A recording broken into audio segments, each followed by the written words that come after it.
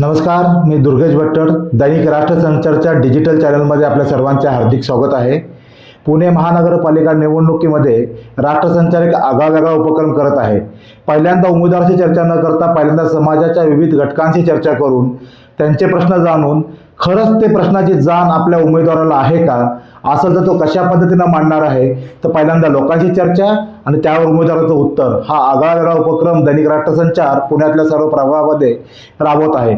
आज आपण आलो आहोत प्रभाग क्रमांक 16 हडपसर गाव सातववाडी या प्रभागात. आणि या प्रभागात माझ्यासोबत आहेत श्री विजय मोरे, शिवसेना उद्धव ठाकरे गट पॅनल प्रमुख समन्वयक. आपण त्यांच्याशी चर्चा करणार आहोत. विजय सर, आपले राष्ट्रसंचारमध्ये हार्दिक स्वागत आहे. सर्वात पहिला विजय सर, हडपसर हा वेगानं वाढणारा उपनगर, जिथे सगळ्या प्रकारचा मिश्रित जनता आहे. जसं इथे IT प्रोफेशनल्स आहेत, स्थलांतरित आहेत, लोकल लोक आहेत, एवढा हा मिक्स लोकांचा हा प्रभाग मतदारसंघ. आणि हडपसर बद्दल असं म्हणतात की इथं विकास आहे पण व्यवस्था नाही, रस्ते आहेत पण त्याचे नियोजन नाहीये. आणि याबद्दल आपलं मत काय? आणि दुसरा माझा प्रश्न आहे की या मतदारसंघात सर्वात मोठा अभियांत्रिकचा आविष्कार असं म्हणा असा उड्डाणपूल आपल्या मगरपट्टा चौकात आहे, की पहिल्यांदाच कुठेतरी आशिया खंडात किंवा संबंध जगात म्हणा की पहिल्यांदाच उड्डाणपुलावर ट्रॅफिक नियोजनासाठी पोलीस लागतात, अशा प्रकारचा अभियांत्रिक नमुना आहे. आणि हे का होतं, कसं होतं, या इथल्या सर्व लोकांचा जेव्हा आम्ही चर्चा केली तेव्हा त्यांचा हा प्रश्न की हे होतच कसं काय. तर याबद्दल मला तुमच्याकडून जाणून घ्यायचंय की यात कुणाच्या चुका आहेत आणि हे होतं तर कसं होतं. तर खरं तर या ठिकाणी हडपसरला अनेक प्रश्न आवासून उभे आहेत. मग कचऱ्याचा प्रश्न असेल, ट्रॅफिकचा प्रश्न असेल, पाण्याचा प्रश्न असेल, ड्रेनेजचा प्रश्न असेल, स्वच्छतेचा प्रश्न असेल. ज्या कॉर्पोरेशनच्या मूलभूत सुविधा देणं ही कॉर्पोरेशनची जबाबदारी आहे, परंतु त्या जबाबदारीकडं कॉर्पोरेशननं पूर्णपणे दुर्लक्ष केलेलं दिसून येत आहे. या ठिकाणी तुम्ही जसा आता प्रश्न मांडलात की उड्डाणपुलाचा प्रश्न आहे, खरं तर तो खरंच आविष्कार आहे. आणि त्या ठिकाणी काही यापूर्वीचे जे काही गुंठेचे मालक होते, जमिनीचे मालक होते, त्यांनी त्या, आणि तेच राज्यकर्ते असल्यामुळं दुर्दैवानं अतिशय वाईट अवस्थेमध्ये त्याला खरं तर तो याच्यापासून भैरवनाला ते लोणी असा तो असलेला पूल, परंतु दुर्दैवानं तो हडपसर गावामध्ये सुद्धा मगरपट्ट्यातून खरं तर उचलायला पाहिजे होता, त्याच्या मागून उचलायला पाहिजे होता. तो हळूहळू सरकवत, कारण त्या ठिकाणी काही माजी आमदारांच्या, काही महापौरांच्या जमिनी होत्या आणि तो सरकवत असा छोटासा केला गेला. त्याच्यानंतर त्याला आणखी त्याच्यावरती पहिलंच कमी होतं अभियांत्रिकी, त्याच्यामध्ये वाय प्रकारचं जंक्शन त्याला जोडलं गेलं की ज्याच्यावरती कायम ट्रॅफिक जाम होतं. रस्त्यावरती तिथे वरती जो चौक असायला हवा तसा नाही आहे, आणि म्हणून त्या ठिकाणी ट्रॅफिक पोलिसांची त्या ठिकाणी नेमणूक करण्याची गरज पडते. या ठिकाणी खाली, पुलाच्या खाली जर म्हटलं तर प्रचंड प्रमाणात अतिक्रमणं आहेत. या ठिकाणी हॉकर झोन नाही आहे. या ठिकाणी 60 वर्षापूर्वीची जी भाजी मंडई आहे तेवढीच आजही भाजी मंडई आहे. आणि मग त्याच्यामुळे त्याच ठिकाणी विभागावर भाजी मंडया होणं गरजेचं होतं, परंतु ते दुर्दैवानं झालेलं नाही. अख्ख्या हडपसरमध्ये कुठेही फुटपाथ नाही, एकही फुटपाथ नसल्यामुळं या ठिकाणी या महिन्यातलं अधिकृत पोलीस स्टेशनला नोंद झालेल्या 14पेक्षा जास्त दुखापती झालेल्या अपघाताच्या घटना पोलीस स्टेशनपर्यंत गेलेल्या आहेत. दररोज खरचटणे, धडपडणे या तर दैनंदिन गोष्टी आहेत. पादचारी अक्षरशः जीव मुठीत घेऊन रस्ते ओलांडत आहेत. खूप भयान परिस्थिती आहे हडपसरची. आत्तापर्यंतचे जे काही लोकप्रतिनिधी होऊन गेले आणि त्यांनी ती केलेली आहे. आज आमच्यासारख्यांचं तुम्ही व्हिजन विचारलं सर, तर व्हिजन माझ्यासारख्याचं काय आहे की या ठिकाणी स्वच्छ शौचालय हवी आहेत, ट्रॅफिकचं नियोजन हवं आहे, त्याचबरोबर सगळे DP रोड होणं गरजेचं आहे. कारण या ठिकाणी एकच बॉटलनेक झालेली आहे. सगळा ताण हा सोलापूर रोडवर येतो आहे. आणि या ठिकाणी DP रोड खरं तर आहेत, उत्तर दक्षिण आहेत, पूर्व पश्चिम या ठिकाणी पुण्याला जोडणारे, पुणे शहराकडे जाणारे रस्ते आहेत, परंतु दुर्दैवानं अजूनही त्यांची डेव्हलपमेंट झालेली नाही. DP प्लॅनमधले DP प्लॅनवरतीच राहिलेले आहेत. तर हे रस्ते पुढच्या भविष्य काळामध्ये झाले पाहिजेत. महिलांसाठी एकही सुलभ शौचालय किंवा शौचालयाची सोय अख्ख्या हडपसर पंचक्रोशीमध्ये नाही. तर ट्रॅफिकचं नियोजन व्यवस्थित झालं पाहिजे, त्याच्यासाठी फुटपाथ असले पाहिजेत, झेब्रा क्रॉसिंग असले पाहिजेत.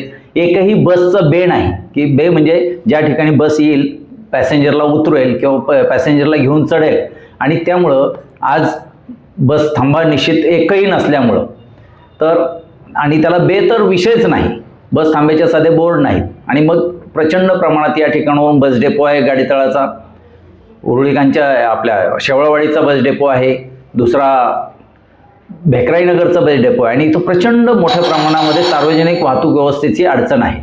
तर या सगळ्या गोष्टींवरती उपाययोजना करण्याची प्रचंड गरज आहे. आणि आम्ही आमच्या जाहीरनाम्यामध्येच लिहिलेलं आहे की आम्ही वाहतूक व्यवस्थेची सुरळीत वाहतूक व्यवस्था कशी होईल यावरती आम्ही प्रचंड प्रमाणात काम करणार आहोत. या सगळ्या पॅनलचे जे उमेदवार आहेत हे अतिशय चांगल्या प्रकारचे उमेदवार आहेत, जे तळागाळातल्या लोकांसाठी रात्रंदिवस झटत आहेत. गेले अनेक वर्ष, 2-2, 3-3 दशकं या सगळीच लोक सर्वसामान्य जनतेचे प्रश्न सोडवण्यासाठी सर्वसामान्य जनतेबरोबर असलेले सर्व उमेदवार आहेत. त्यामध्ये अ गटामधून पल्लवीताई सुरसे आहेत, ज्या अत्यंत चांगल्या प्रकारचं काम, प्रत्येकाच्या सुखदुःखामध्ये जाण्याचं काम, आणि प्रत्येकाचे मग रेशनिंग कार्डपासून लाईट बिलापर्यंत असतील, कुठल्याही प्रकारचे प्रश्न असतील, सामाजिक लेवलचे शेजाऱ्यांच्या भांडणापासून प्रत्येक विषयामध्ये ते काम करतात. दुसरे आहेत ब गटामध्ये नलिनी विजय मोरे, यासुद्धा, आणि मी त्यांच्याबरोबर सातत्याने, माझ्याबरोबर त्या गेले 25 वर्ष समाजाच्या विविध घटकांमध्ये काम करतात. त्यामध्ये आम्ही एक हॉस्पिटल चालवतो जे चॅरिटेबल आहे, ॲम्ब्युलन्सेस चालवतो, एक शैक्षणिक संस्था चालवतो, अनेक लोकांना पोलीस भरती, रोजगार निर्मितीचं प्रचंड मोठ्या प्रमाणात काम आम्ही केलेलं आहे. तिसरे क गटातले तरुणांना, आजच्या तरुणांना दिशा नाही आहे, नितीन गावडे म्हणून आमचे तिसरे उमेदवार आहेत क गटातले. तर तेही अतिशय उत्तम काम करतात. त्यांचं तरुणांचं संघटन, निर्व्यसनित तरुणांचं संघटन, आणि एक पक्षाची खऱ्या अर्थाने समाजामध्ये तळागाळात जाऊन काम करणारा कार्यकर्ता म्हणून नितीन गावडेंची ओळख आहे. या पंचक्रोशीमध्ये सर्वात जास्त तरुण मंडळी आज त्यांच्याकडे आकर्षित झालेली आहेत, आणि त्यांना योग्य दिशा देणं, निर्व्यसनी ठेवणं यामध्ये ते अतिशय चांगलं काम करतात. चौथे आमचे विजय देशमुख नावाचे उमेदवार आहेत, जे ड गटामधून निवडणूक लढत आहेत. तर त्यांचंसुद्धा तळागाळामध्ये प्रचंड काम आहे. प्रत्येक झोपडपट्टीमध्ये, स्लममध्ये आमचा उमेदवार जरी सर्वसामान्य परिस्थितीतला असला तर आम्ही सर्वच उमेदवार हे पहिल्याच पिढीत राजकारणात आलेलो आहोत. आणि या ठिकाणची दुर्दशा हडपसरची का झाली तर अनेकांनी यापूर्वी जे काही लोक इथं निवडून गेली, या ठिकाणी 5 महापौर, 2 उपमहापौर, अनेक वेळा पूर्ण कॉर्पोरेशनच्या चाव्या स्थायी समितीच्या माध्यमातून हडपसरच्या लोकांना मिळाल्या, परंतु दुर्दैवानं त्यांनी आजपर्यंत कुठलाही विकास खऱ्या अर्थाने जो करायला हवा, आजही तेच ड्रेनेज, तेच पाण्याचे प्रश्न, तेच विजेचे प्रश्न, तेच असे सगळे प्रश्न आजही अधिकृत टँकर पॉईंटवरून 40-45 टँकर कॉर्पोरेशनचे मोफत विविध सोसायट्यांना पुरवले जातात, वसाहतींना पुरवले जातात. उघड्यावरती शौचालय आजही लोक शौचालय बसतात, कारण सार्वजनिक सुविधा ज्या कॉर्पोरेशनने मूलभूत देणं गरजेचं आहे ते दिल्या गेलेलं नाही आहेत. त्यामुळे अत्यंत दुर्दैवी अवस्था या पंचक्रोशीची आहे. आणि आत्ता जे आमचं पॅनल झालेलं आहे हे जनतेचं पॅनल आहे. या जनतेच्या पॅनलमुळं आज सगळी जनता आमच्या पाठीशी भक्कमपणे उभी आहे. जनतेने निर्णय घेतलेला आहे की यावेळी परिवर्तन करायचं, केवळ मिरवण्यासाठी ज्यांना निवडणुका लढायच्या त्यांना घरी बसवायचं, आणि यामध्ये सगळे जे जनतेसाठी अहोरात्र काम करणारे आम्ही एक अतिशय चांगलं संघटन केलेलं आहे. आणि ते संघटनेला शिवसेनेने पाठबळ दिलेलं आहे. बाळासाहेब ठाकरेंचा आदर्श घेऊन आम्ही अतिशय उत्तम प्रकारचं काम करू, एवढीच आम्ही या निमित्ताने ग्वाही देतो. धन्यवाद. आपण पूर्ण प्रकारे आपलं विजन मांडलं, समस्या मांडला, काय करणार हे मांडलं. बरोबर. त्याबद्दल धन्यवाद. सर, काही प्रश्न आहेत जे लोकांचे प्रश्न आहेत, जे प्रत्येक सामान्य माणसाला पडतात. बरोबर. महापालिका आयुक्त येतो, तो एक IAS दर्जाचा अधिकारी असतो. बरोबर. IAS, MPSC, UPSCचे आपल्याकडे कॅन्डिडेट असतात. ते एवढे हुशार अधिकारी असताना, राजकारणात असताना अशा उड्डाणपुलासारख्या चुका किंवा या गोष्टी होतातच कशा, हा सगळ्यात पहिला लोकांचा प्रश्न. की जरी एखाद्यानं म्हणलं की जसं तुम्ही म्हणला, आता आधुनिक प्रथाला माझा जोडून प्रश्न आहे, तुम्ही म्हणला की हा काही लोकांच्या, काही नेत्यांचा, महापौरांच्या जमीन जात होत्या, हे जात होत्या.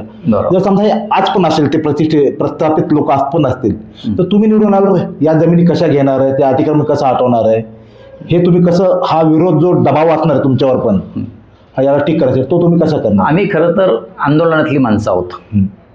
आणि ज्यावेळी समाज हिताचा प्रश्न असतो त्या ठिकाणी निश्चित प्रशासनाला खरं तर चांगलं काम करायचं असतं. प्रशासन कुठलंही नियोजन करताना ज्यावेळी तुम्ही सांगता तसे जे उच्च शिक्षित अधिकारी असतात, परंतु हे अर्धशिक्षित, या ठिकाणचं दुर्दैव असं आहे 8वी 10वी 12वी झालेले ज्यावेळी राजकारणामध्ये यशस्वी होतात, कधी दारिद्र्य दाखवून तर कधी फक्त पैशाचा माज दाखवून आणि काही मग स्थानिक आणि बाहेरचे असं काही वेळेस दाखवून ही माणसं यापूर्वी निवडून आली आणि त्यामुळे ह्या हडपसरची दुर्दशा झालेली आहे. प्रशासनाचा जास्त दोष नाही आहे प्रशासनाला हे काम करू देत नाहीत. अच्छा. आणि दबाव टाकतात. आणि आमच्यासारखे कार्यकर्ते बिनधास्त कार्यकर्ते आहेत. आम्हाला समाजहित हे प्राधान्य आहे आमचं. आम्ही निश्चित समाजासाठी काम करणार आहोत, रात्रंदिवस काम करणार. त्यामुळे तुमचा पॅनल निवडून आल्यावर तुम्ही अशा कुठल्याही इथल्या प्रस्थापित लोकांचा दबाव स्वीकारणार नाही. कारणही नाहीये. यापूर्वी आम्ही प्रस्थापितांशी जनतेसाठी लढा दिलेला आहे, प्रशासनाबरोबरही केलेला आहे आणि असे जे काही लोकप्रतिनिधी आहेत त्यांच्याही बरोबर आमची उज्जत झालेली आहे, परंतु ती समाजाच्या हितासाठी झालेली आहे. कारण लोकांना हाच प्रश्न पडतो की आर्टिफिशियल इंटेलिजन्सनी जग किती जवळ, टेक्नॉलॉजी जवळ आलं, जग 2026 मध्ये कुठे चाललंय, अजून पण आपल्याकडं मुद्दा काय, पाणी, रस्ते, ड्रेनेज, रस्ते. म्हणजे खरंच असं वाटतं की आपण आधुनिक भारतात राहतोय का आपण अजून किती मागे चाललेलो आहोत. बरोबर. हे गोष्ट निवडणुकीचे मुद्देच नाही. आज मला तुमच्याशी चर्चा करतात, आपल्याला चर्चा कशा पाहिजे, आर्टिफिशियल इंटेलिजन्सचं सेंटर उभं राहील का. बरोबर. तर ह्या गोष्टी सोडून लोकांना आज लोक काय म्हणतात, काय बोलणार. आजही खरंच दुर्दैवानं खूप वाईट अवस्था आहे. तुम्ही म्हणताय तसे विकासाच्या दृष्टीने मुद्दे पुढे येणं गरजेचं आहे. मुलांसाठी चांगले आर्टिफिशियल इंटेलिजन्सचे इथल्या शाळामधूनच मूलभूत शिक्षण दिलं गेलं पाहिजे, परंतु या ठिकाणच्या शाळांची अवस्था सुद्धा अत्यंत वाईट आहे की या ठिकाणी जे बेसिक इन्फ्रास्ट्रक्चर नीट नसल्यामुळं काही मुलांना त्या ठिकाणी स्वच्छता नाही आहे, शाळांच्या बिल्डिंग्स भल्या मोठ्या मोठ्या आहेत परंतु त्या ठिकाणी विद्यार्थ्यांना प्रवेश घ्यावा वाटत नाही आहे. आणि हे मूलभूत जोपर्यंत शिक्षणासारखी गोष्ट लोकांना पूर्णपणे मोफत मिळणार नाही, त्या ठिकाणी दर्जेदार शिक्षण मिळणार नाही, तोपर्यंत तुम्ही म्हणता तसं समाजाचा विकास होणे हे अवघड आहे. आणि आजपर्यंत दुर्दैवानं या ठिकाणी खाजगी शाळांना प्रोत्साहन दिलं गेलं. आमच्यासारखे पूर्ण ग्रॅज्युएशन 2-2 हजार रुपयात झालं नसतं, एवढा सुद्धा खर्च आमच्या ग्रॅज्युएशनपर्यंत झाला नाही, परंतु आज नुसतं मुलाला शाळेत पाठवायचं असलं तर त्याचा रिक्षाचा खर्च महिन्याला 2,000 रुपये. म्हणजे आयुष्यभराचं तर शासनाने काय दिलं पाहिजे. ह्या लाडक्या बहिणींचं कौतुक करण्याऐवजी लाडक्या भाच्यांसाठी मोफत शिक्षण देणं गरजेचं आहे. आज त्यांचा गळा घोटायचा, त्यांना सगळं महागडं शिक्षण द्यायला लावायचं, आरोग्य देणं गरजेचं आहे. आज हडपसरला एकही साधं एक्सरे काढायचं असलं तरी कॉर्पोरेशनचा एक्सरे नाही, सोनोग्राफी मशीन नाही, या ठिकाणी कुठं ॲडमिट करावं म्हटलं तर एखादं 2 बेडचं हॉस्पिटल नाही, मगरपट्ट्यासारखं एक हॉस्पिटल आहे, प्रसूतिगृह आहे, परंतु त्या ठिकाणी कुठल्याही सुविधा नाही, एकही पेशंट त्या ठिकाणी ॲडमिट करून घेण्याची व्यवस्था नाही. अतिशय बकाल हडपसर करून ठेवलेला आहे. आणि लोकांना जर तुम्ही लोकात गेला सर, कधी लोकांना विचारलं तर लोक काय म्हणतात, आता जसं प्रत्येक पक्षाच्या जाहीरनाम्यात आहे की टँकर मुक्त हडपसर करू. तर काही लोकांची अशी पण कुजबूज असतात की टँकर लॉबीचा एक मोठा दबाव असतो की जे तुम्हाला सहजासहजी टँकर मुक्त गाव होऊ देणार नाही, कारण की त्यात आर्थिक देवाणघेवाण असते. अशा प्रकारचे दबाव असतात, प्रेशर असतात, आर्थिक देवाणघेवाणीचे असतात. तर खरंच होईल का हा प्रश्न? 100% होण्याला काही अडचण नाही. मी 15 वर्षापूर्वी जे आता अजित पवार आपले उपमुख्यमंत्री आहेत त्यांच्याकडे प्रस्ताव दिलेला होता. त्यांनी 24 तास पाणी योजना मंजूर करण्यासाठी त्यांनी 70 पुणे शहरामध्ये टाक्यासुद्धा बांधलेल्या आहेत. त्यातल्या 3 टाक्या ह्या हडपसरमध्ये आहेत ज्या पूर्ण बांधून तयार आहेत. 5-5 लाख लिटर पाणी त्याच्यामध्ये बसतं आणि फक्त त्याची डिस्ट्रीब्युशन लाईन नाही केलेली. म्हणून दुर्दैवानं 24 तास पाणी हे हडपसरला मिळू शकतं आणि टँकर मुक्त आपोआपच होईल. पाणी जर 24 तास मिळालं तर टँकरचा विषयच येणार नाही. जेव्हा लागेल तेवढंच वापरलं जाईल. उलट 24 तास पाणी दिल्यामुळे पाण्याचा अपव्यय टळेल. लोक साठवून ठेवून दुसऱ्या दिवशी ओतून देतात, तर तसं होणार नाही. बरोबर. आणि टँकर मुक्त हडपसर करणं सहज शक्य आहे. त्याचं इन्फ्रा सुद्धा तयार आहे, त्याच्यावरती काही नाही, फक्त डिस्ट्रीब्युशन लाईन जोडायच्यात. फक्त 4 वर्ष झालेत परंतु कंप्लीट झाल्यात. त्यांना पेंट करून आता ते पुन्हा त्याच्यावरती त्याची दुरुस्तीची वेळ आली, मेंटेनन्सची वेळ आली. अशा याच ठिकाणी समोरच्या बाजूला PMT डेपो आहे. PMT डेपोमध्ये 2 भल्या मोठ्या टाक्या बनवून ठेवलेल्या आहेत. एक 3री टाकी आहे ती काळेपडळ आहे. त्याच्यातून काळेपडळच्या भागाचा, ससननगरच्या भागाचा चांगल्या प्रकारे प्रश्न सुटणार आहे. परंतु दुर्दैवानं त्याच्याकडं कोणी काम केलेलं नाही आहे. 2 शाळा बांधून ठेवलेल्या आहेत. त्यांनाही जवळजवळ 5 वर्ष होऊन गेली, पूर्णत्वच करून पेंटिंग वगैरे करून. एक ई लर्निंग स्कूल आहे, एक दुसरं काळेपडळला एक दुसरं स्कूल आहे. दोन्हीकडे जवळजवळ 25-25 कोटी रुपये त्या दोन्ही शाळांवर 50 कोटी रुपये खर्च झालेत, परंतु अजून साधं सुरू केलेल्या नाही आहेत. सुरू केलेलं कारण की लोकांच्या गरजा फार कमी आहेत सर. पाणी, आरोग्य, शिक्षण. आज हडपसर एवढं उपनगर आहे, ससून सारखं एक हॉस्पिटल हडपसर प्रभागात पण व्हायला पाहिजे, एवढ्या मोठ्या बरोबर. प्रभागात. आणि जसं एक दिल्ली मॉडेल, जे सुशिक्षित लोकांमध्ये कायम चर्चा असते दिल्ली मॉडेलची, बरोबर. की ज्या प्रकारे महानगरपालिकेच्या ज्या शाळा आहेत त्यांना सीबीएसई स्टँडर्ड सारख्या करणं. कारण की 12,000 12,500 कोटीचं बजेट आहे महानगरपालिका. बरोबर. पुण्याची महानगरपालिका काही गरीब नाहीये. बरोबर. तर ॲटलिस्ट तुम्ही प्रायोगिक तत्वावर अशा काही शाळा जर तुम्ही केल्या की ज्या सीबीएसई स्टँडर्ड्सच्या असतील, जिथं गरिबांची मुलं असतील, हे असतील, ते चांगल्या प्रकारे उत्तम शिक्षण घेऊ शकतील, हे पण एक विकासात असणं. निश्चितच माझ्या जाहीरनाम्यामध्ये ती गोष्ट मी जाणीवपूर्वक ॲड केलेली आहे की आम्ही शाळांचा दर्जा अतिशय उत्तम करणार. त्याला CBSE लेवलचं नव्हे तर IB लेवलचं शिक्षण त्या ठिकाणी कसं देता येईल, जगाच्या प्रवाहाबरोबरती सर्वसामान्य गोरगरीबसुद्धा उत्तम दर्जाचं शिक्षण आहे, तेही मोफत मिळालं पाहिजे, हा माझा आग्रही मुद्दा आहे. सर, हे जनतेचे प्रश्न आपण बऱ्यापैकी जे जनतेच्या मनातले होते, जे आम्ही सर्वेमध्ये केले होते, बरोबर. पाणी, ड्रेनेज, हॉस्पिटल, शाळा, बरोबर. तुमचं विजन आपण कव्हर केलं. आता एक राजकीय प्रश्न. बरोबर. आता पुण्यात किंवा मुंबई, महाराष्ट्रात एक चर्चा आहे की तुमची मुख्य निवडणूक एक महाशक्ती विरुद्ध आहे. बरोबर. इथं पैसा आहे, हे आहे, ते कसं तुम्ही टॅकल करणार, की ते कसं लढणार तुम्ही? महाशक्तीनं दुर्दैवानं आमच्या प्रभागामध्ये त्यांना उमेदवारच धड मिळालेले नाही आहेत. त्यांचा एकच उमेदवार त्यातल्या त्यात बरा आहे, परंतु दुर्दैवानं त्याच्यामध्ये एक उमेदवाराचं नाव घेतलं तर? नाही, आता नाव घेणं योग्य नाही, सर्वांना माहितीच आहे. एक उमेदवार आहे, मटक्याचा व्यवसाय करतो, जो पुणे जिल्ह्यातून मटक्याचं कलेक्शन करतो. दुसरा आहे दारूवाला, ज्याच्या अनधिकृत दारूचे व्यवसाय आहेत, अधिकृत आहेत, त्याच्यानंतर वाईट प्रकारचं प्रोडक्शन करून ते दारू विकतात आणि त्यांचं सामाजिक काहीही काम नाही, त्यांना कुठेही कार्यकर्ता नाही, अशी लोक. आणि तिसरे भाजपचेच एक तिसऱ्या नगरसेविका आहेत, ज्या माजी नगरसेविका आहेत, त्यांचे पहिला नंबर आहे, पण तो दुर्दैवानं खालून आहे, असा भाजपचा सर्वे आहे सर. आणि असे उमेदवार त्या भाजपमध्ये आहेत. भाजप केवळ पैशाच्या आणि सत्तेच्या जोरावरती, काही मॅनेजमेंटच्या जोरावरती अशा पद्धतीने त्या निवडणुका जिंकू पाहत आहेत. आणि खऱ्या अर्थानं भाजपचा काँग्रेस झालेला आहे. ते काँग्रेसवर टीका करतात, परंतु दुर्दैवाने त्यांचाच काँग्रेस झालेला आहे. भाजपचे खऱ्या अर्थानं विचारसरणीचा जो कार्यकर्ता त्या ठिकाणी असला पाहिजे.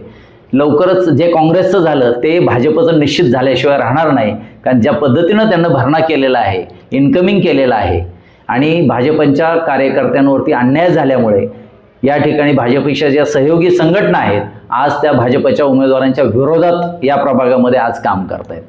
त्यामुळं किती मोठी महाशक्ती असेल तरी या ठिकाणी प्रश्न आहेत जनसामान्यांचे. या ठिकाणी तुम्ही सुरुवातीला बोलल्याप्रमाणे या प्रभाग हा अनेक जाती धर्मांचा प्रभाग आहे. या ठिकाणी कोणाचाच असा एकाचा पगडा नाहीये, आणि ते निश्चितच आमच्यासारख्या कार्यकर्त्यांच्या पाठीशी भक्कमपणे ही सर्व लोक उभी आहेत. त्यामुळं विजय हा मशालीचाच होणार आहे. हे चारही उमेदवार तळागाळामध्ये काम करणार आहेत. चारही उमेदवार यांच्या मतविभागणीमध्ये हे सगळे निवडून येणार आहेत, कारण इथे आता स्थानिकांना शेवटची निवडणूक आहे अशी त्यांना त्यांची भीती बसलेली आहे, आणि ते एकमेकाच्या विरोधात उभे राहिलेले आहेत. म्हणजे तुमचा मुख्य विश्वास हा जनसंपर्क आणि जनशक्तीवर आहे. 100%. आणि आतापर्यंत केलेल्या जनसंपर्काच्या माध्यमातून विविध कामांच्या जोरावर तुमचा विश्वास आहे की तुम्ही विजयी होतात. तर अजून एक धक्के आवाज आहे, तिथं चर्चा होते ग्लायडिंग सेंटरचं काय होणार? आता खरं तर तो एक चांगला मोकळा श्वास घ्यायची जागा आहे. आता तरी मला नाही वाटत त्यामध्ये काही होईल, पण भविष्यामध्ये ते एक चांगलं काही त्या ठिकाणी शासकीय लेवलचं निर्माण व्हावं, जे या पंचक्रोशीमध्ये, जसे तुम्ही आता मुद्दा मांडलात की या ठिकाणी ससूनसारखं हॉस्पिटल होणं गरजेचं आहे. म्हणजे त्याला जर काही गोष्टी जर कोणाच्या घशात बिल्डरांनी घालायचं जर ठरवलं किंवा या महासत्तेने जर घालवायचं ठरवलं, तर आमच्यासारखा कार्यकर्ता रस्त्यावर उतरून त्याला निश्चित विरोध करेल. आणि त्या ठिकाणी ती, कारण सेंट्रल गव्हर्नमेंटची जमीन आहे, सेंट्रल गव्हर्नमेंटने जरी ठरवलं तर त्यालाही विरोध केला जाईल. आणि या ठिकाणी त्याचा पाठपुरावा यासाठी केला जाईल की त्याचं पब्लिक युटिलिटीसाठी काहीतरी त्याचा उपयोग व्हावा. ही गोष्ट मला आपल्याशी बोलताना फार चांगली वाटली की प्रत्येक गोष्टीत संघर्ष करण्याची तयारी न्यायासाठी बरोबर. आपली आहे. बरोबर. जे प्रश्न होते, कारण की हा इंटरव्ह्यू राजकीय करण्यापेक्षा, विचार न करण्यापेक्षा आमचा जो उपक्रम होता तो असा होता की पहिला लोकात जायचं, त्यांचे बरोबर. प्रश्न घेऊन यायचे. लोकांना खरंच वाटायचं की हे होईल का, पण आता बरोबर. तुम्ही ज्या प्रकारे मुद्दे मांडलेले आहेत, बरोबर. तर त्यामुळे सर तुम्हाला येणाऱ्या निवडणुकीसाठी खूप खूप शुभेच्छा. आणि एक शेवट प्रश्न, तुमचं समाजकारणात बरंच काम आहे, बरोबर. हा राजकारणात येण्याचा तुमचा मन कसं काय झालं, त्याबद्दल एक. राजकारण हे खरं तर समाजकारणाचं व्यापक रूप आहे. म्हणजे मी कुठल्याही माझ्या संस्थेच्या माध्यमातून काम केलं तर मी 100, 200, 500 लोकांसाठी काम करू शकेल, 1000 लोकांसाठी काम करू शकेल. परंतु मी जर प्रशासनामध्ये लोकप्रतिनिधी म्हणून काम केलं तर मी एखादा जर निर्णय घेतला की मला, जसं साधं मी आत्ता सांगितलं की मला शाळा सगळ्या CBSE दर्जाच्या करायच्यात, तर पुणे शहरामध्ये 323 शाळा आहेत. तर 323 शाळा मी CBSE किंवा IB दर्जाच्या करू शकतो. हे करण्याची क्षमता, ही राजकारण हेच त्याचं एकमेव द्वार आहे. कारण त्या ठिकाणी जो पैसा आहे तो जनतेचा पैसा आहे. आपण सर्वजण त्याचे मालक आहोत. म्हणून आमच्यासारख्याला ज्याला कळतं त्याने त्या राजकारणात उतरलं पाहिजे. त्याला केवळ नाव ठेवून आणि ते गटर आहे म्हणून त्याच्याकडे आपण नाक दाबून पुढं निघून जायचं, त्याच्याऐवजी त्या गटरात उतरायचं आणि ते गटर साफ करायचं, असं आमची ह्या पॅनलची भूमिका आहे, माझ्यासारख्या कार्यकर्त्याची भूमिका आहे. आणि गेले अनेक वर्ष मी याच पद्धतीने काम करत आलेलो आहे. म्हणून मी राजकारणामध्ये आलेलो आहे. व्यवसाय वगैरे जरी सगळे माझे होते तरी व्यवसाय करत असताना आपण ज्या समाजात राहतो त्या समाजाचा सुद्धा बदल झाला पाहिजे. कारण शेवटी आपण केवळ आपलं नाक दाबून आपलं प्रश्न संपणार नाही, तर ते प्रश्न मुळातून संपवण्यासाठी म्हणून राजकारणात आलेलो आहे. सर, निवडून आल्यावर सर्वात पहिलं काय काम विचार असेल, सर्वात पहिलं काम करायचं असेल तर सर्वात पहिलं? तर सर्वात पहिलं स्वच्छतेचं काम करणार आहे मी, आणि दुसरं आहे ट्रॅफिक, आणि तिसरं आहे एज्युकेशन. या 3 विषयांवरती अतिशय माझा डीप स्टडी झालेला आहे. ते कसं सोडवायचं या 3ही प्रश्नांवरती मी यापूर्वी प्रचंड काम केलेलं आहे. काही प्रमाणामध्ये त्यामध्ये 10-20% रिझल्ट्स पण आलेले आहेत आणि ते पूर्ण अजेंड्यावर आहेत, पूर्ण प्रशासनाच्या लक्षात आणून दिलेलं आहे. आणि ते अत्यंत वेगानं, म्हणजे ज्या दिवशी निवडणुकीचा निकाल लागेल आम्ही पदभार स्वीकारू त्याच्यानंतर दुसऱ्या दिवशी आम्ही त्या विषयाला कामाला सुरुवात केलेली असेल. कारण की तुमच्या या समस्या तुम्ही जसा अभ्यासाचा उल्लेख केला तसंच रस्त्यावर लोकांच्या समस्याचे भांडण तुम्हाला या नागरिकांनी बऱ्याच वेळा पाहिलंय. तुमचा संघर्षही पाहिलाय. फक्त आता त्यांना तेच पाहिलं की निवडून आल्यावर किती दिवसात, पहिल्या 100 दिवसाच्या अजेंडामध्ये हे प्रश्न आहेत सगळे? अनेक प्रश्न सुटलेले असतील पहिल्या 100 दिवसामध्ये. अगदी रोज 24 तास माझ्यासारख्या कार्यकर्त्याला दुसरं काही उद्योगधंदे नाही आहेत. मी समाजाला वाहून घेतलेलं आहे. आता 57 वर्ष वय चालू आहे. त्यामुळे आता हे समाजाच्या बांधिलकीसाठी आणि समाजाचे प्रश्न सोडवण्यासाठी या सगळ्या गोष्टी चाललेल्या आहेत. शेवट एका लाईनीत तुम्हाला सांगायचं असेल की हे जे तुम्ही विजन मांडलं, सगळं मांडलं, एका लाईनीत सांगायचं असेल की मतदान पूर्णपणे तुम्हालाच का करावं, ते विजन तुम्ही पूर्ण मांडलेलं आहे. पण एक जे आपण स्टँडर्ड हेडलाईन म्हणतो त्याला, लोगो, तो काय असेल तुमच्या मनातलं? हे सर्व कार्यकर्ते आहेत. 4ही उमेदवार हे समाजामध्ये तळागाळात जाऊन काम करणारे आहेत. हा आपल्याला जावई निवडायचा नाहीये, आपल्याला सेवक निवडायचा आहे. या नगराचा सेवक हा काम करणारा आहे की नाही, त्याच्या कॉलरला धरून तुम्ही प्रश्न विचारू शकता की नाही, हे सर्वांनी पाहून या पॅनलचे सर्वच उमेदवार हे तळागाळातले सर्वसामान्य घरातून आलेले आहेत. हे कोणीही मातब्बर नाही आहेत आणि मिरवण्यासाठी नव्हे, तर हे सर्व कार्यकर्ते आहेत. म्हणून जनतेने यांना भरभरून पाठिंबा द्यावा आणि हे पॅनल पूर्णपणे निवडून आणावं. एकत्रित पॅनल आल्यामुळे अतिशय चांगला या हडपसरचा विकास होईल, एवढीच मी तुम्हाला ग्वाही देतो. धन्यवाद सर, आपण दैनिक राष्ट्रसंचारला वेळ दिला. आपला संघर्ष आणि सर्व इथल्या लोकांनी पाहिलेलाच आहे. आपल्याला निवडणुकीसाठी खूप खूप मनपूर्वक शुभेच्छा. जसं की आपण बघितलं, आपण एक लोकांचे प्रश्न कलेक्ट केले होते, रस्ते, वीज, पाणी, आणि यावर हे पण केलं होतं की हा जो राजकीय दबाव असतो तो कसा सुटणार, या सगळ्यांची उत्तरं आपण विजय सरांकडनं जाणून घेतले. परत एकदा विजय सर तुम्हाला मनपूर्वक शुभेच्छा देतो आणि आपण दिलेल्या वेळेबद्दल आपले धन्यवाद. थँक्यू. धन्यवाद.